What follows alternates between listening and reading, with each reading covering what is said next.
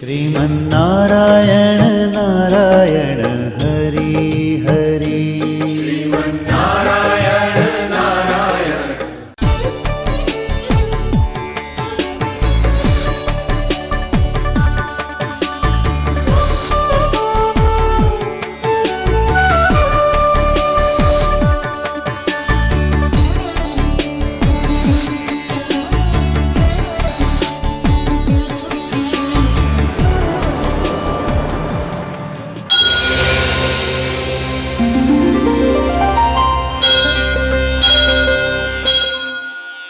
ఈ కార్యక్రమం సమర్పిస్తున్నవారు అవార్డు గ్రహీతల మొట్టమొదటి ఏకైక original Thanjavur art academy, Kalasri Thanjavur art academy, door number 1164, near Panjagutta colony signals, Srinagar colony X road నుండి 9వ బిల్డింగ్, ఇండియన్ ఓవర్సీస్ బ్యాంక్ ప్రక్కన, హైదరాబాద్ 73.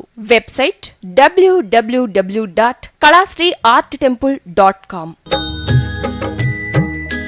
श्रीमन्नारायण नारायण हरि हरि श्रीमन्नारायण नारायण हरि हरि श्रीमन्नारायण नारायण हरि हरि श्रीमन्नारायण नारायण हरि हरि।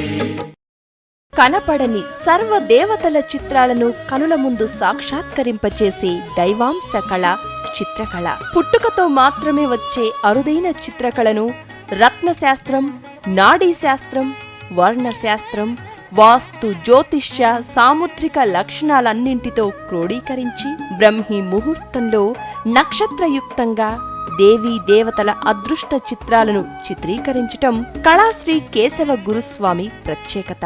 వీరి తండ్రిగారైన గురుస్వామి సిద్ధయోగి శాస్త్రీయ చిత్రకారుడు కావటం చేత వారి నుండి వారసత్వంతో గురు శిష్య పరంపర సంప్రదాయ పద్ధతిలో యోగా, చిత్రకళను తీవ్ర సాధన చేసి వాటిని అభ్యసించారు. అంతేకాక తమిళనాడు ప్రభుత్వం నుంచి 9 డిప్లొమోలు మరియు దరిదాపు అన్ని రాష్ట్రాల నుండి జాతీయ స్థాయి అవార్డులు, రివార్డులు అందుకోవటం ఎంతో విశేషం.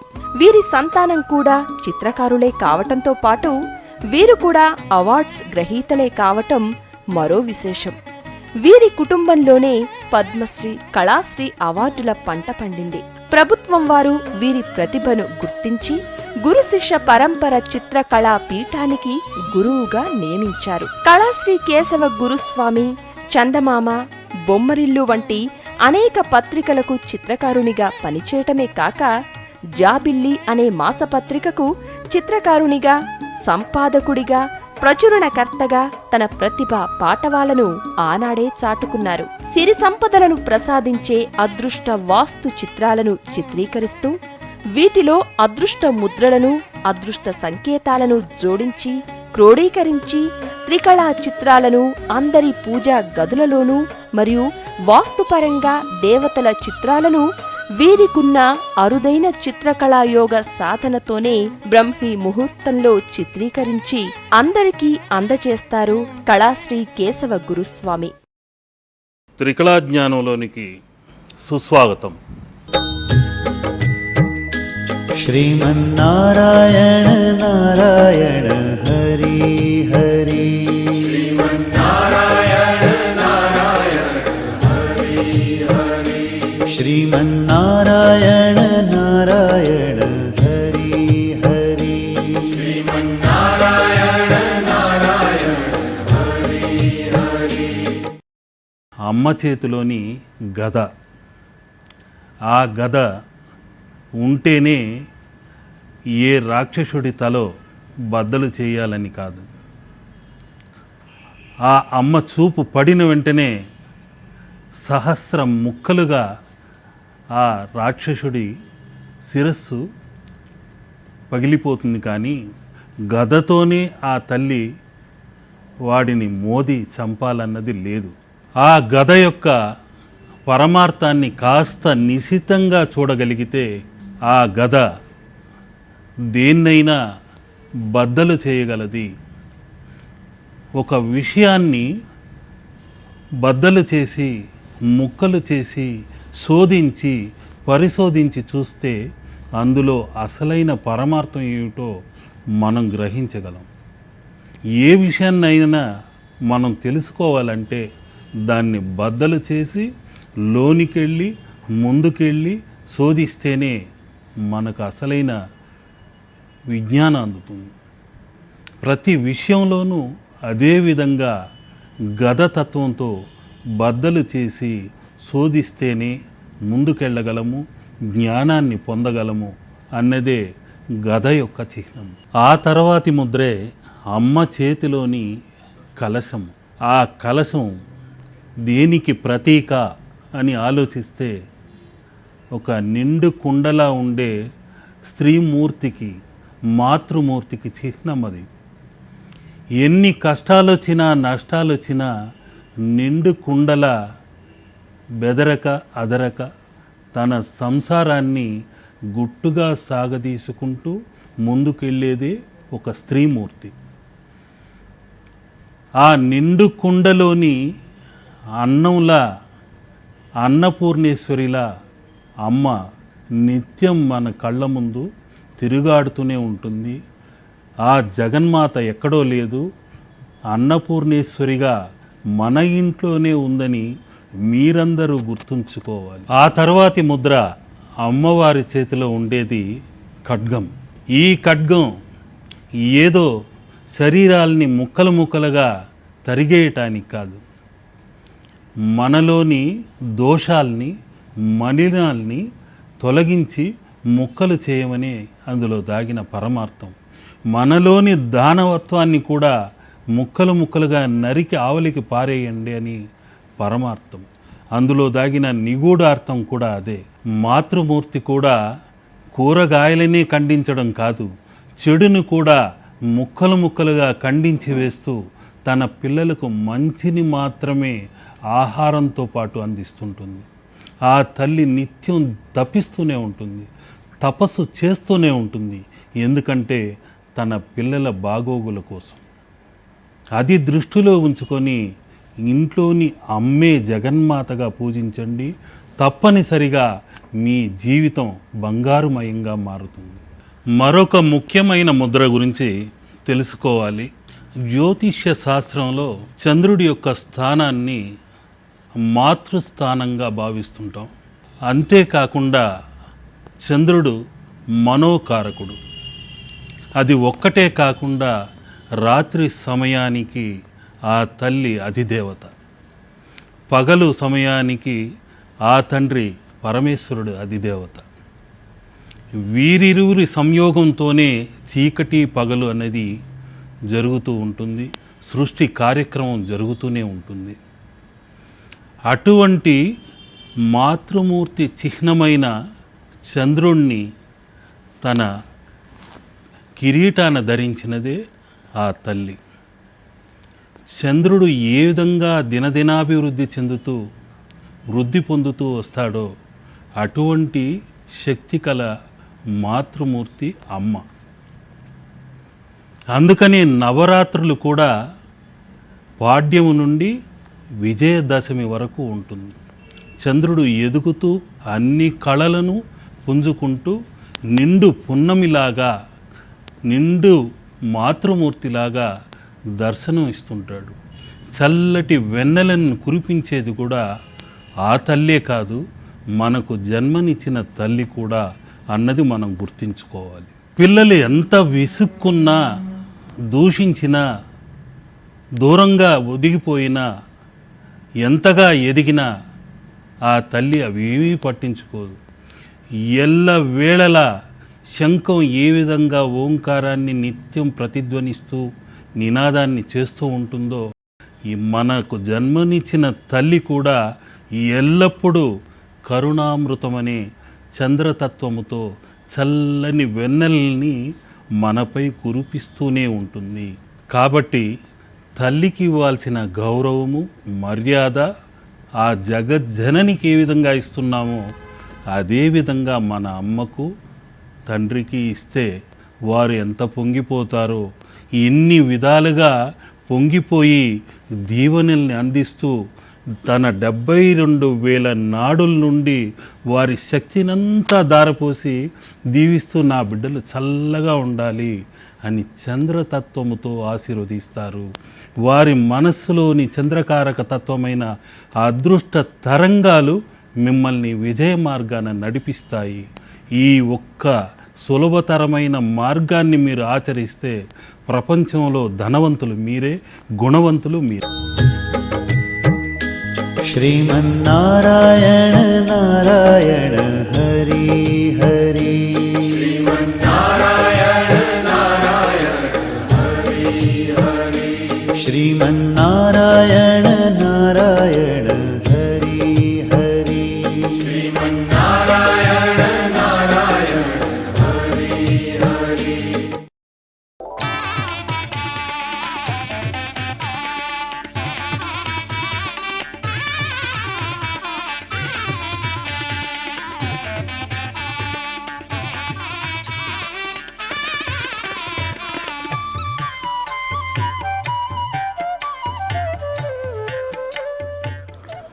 అష్టభుజ అష్టలక్ష్మి గజముద్ర ఇది.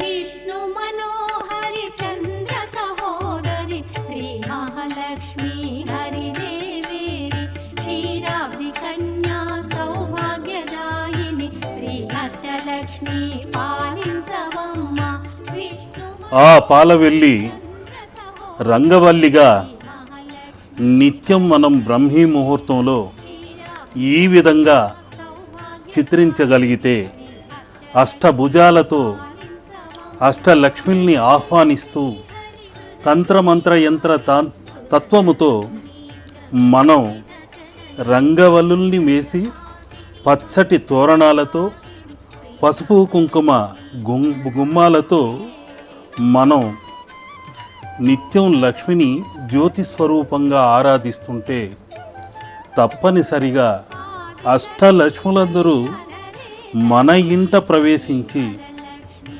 ఐశ్వర్యకారకమైన అత్యద్భుతమైన మహిమాన్వితమైన శక్తి తరంగాల్ని అందజేస్తారనటంలో సందేహమే లేదు.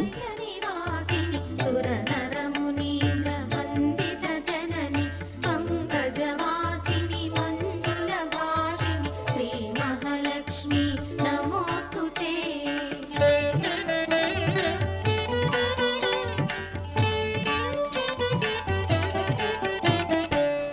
శ్రీకరి అనే అష్టలక్ష్ములందరూ ఈ అష్టభుజ తంత్ర యంత్ర మంత్రతత్వముతో ఉన్న ఈ ముద్రలో ఆవహించి ఉన్నారు. ఈ శ్రీకరికి అటు ఇటు లాభకరి శుభకరి అనే కరిరాజములు ఉన్నాయి. ఈ అత్యద్భుతమైన అష్టదిక్కులకు సంబంధించిన కాలచక్రమే, కాలపురుష తత్వమే శ్రీ సూక్తమై నిత్యం ఇలా పరిభ్రమిస్తూనే ఉంటుంది. ఆ శక్తియే గురుత్వాకర్షణ శక్తి అని మనం గుర్తుంచుకోవాలి. जय श्री हरि हृदय निवासिनि सुरनरमुनीन्द्र वन्दित जननि पंकजवासिनि मंजुलभाषिनि श्री महालक्ष्मी नमोस्तुते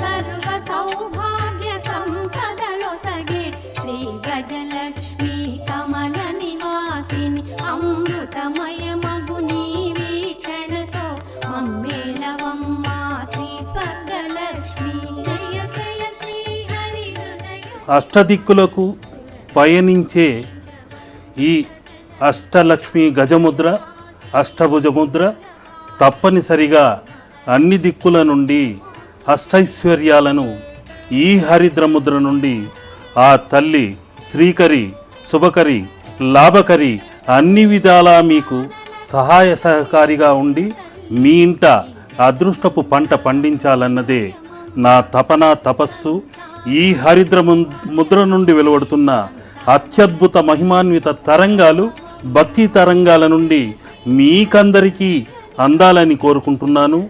మునీంద్రవందిత జనని పంకజవాసిని మంజుల భాషిని శ్రీ మహాలక్ష్మి నమోస్తుతే.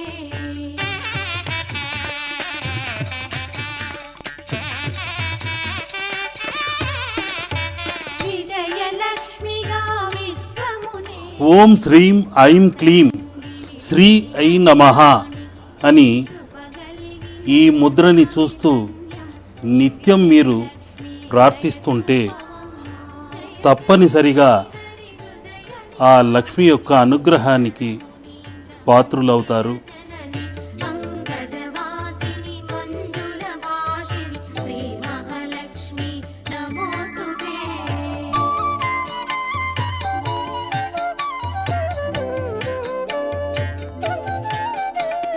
వాణి సరస్వతి శ్రీగిరివాణి విజ్ఞానదాయిని వీణాపాణి సంగీత సాహిత్య సారము నీవే విద్యాలక్ష్మి శరణం శరణం. జయ జయ శ్రీ హరి హృదయ నివాసిని సురనర మునీంద్ర వందిత జనని పంకజవాసిని మంజుల భాషిని శ్రీ మహాలక్ష్మి నమోస్తుతే.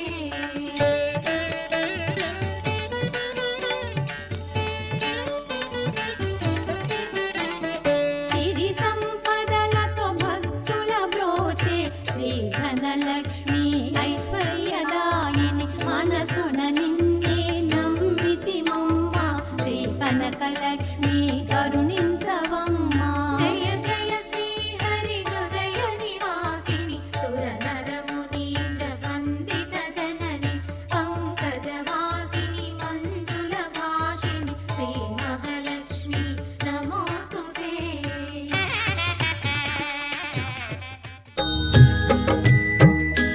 श्रीमन्नारायण नारायण हरि हरि श्रीमन्नारायण नारायण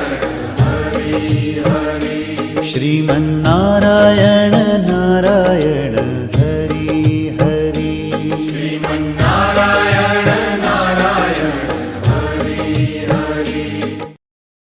అదృష్టగృహ చిహ్నానికి ముఖ్యమైనది పరిశుభ్రత.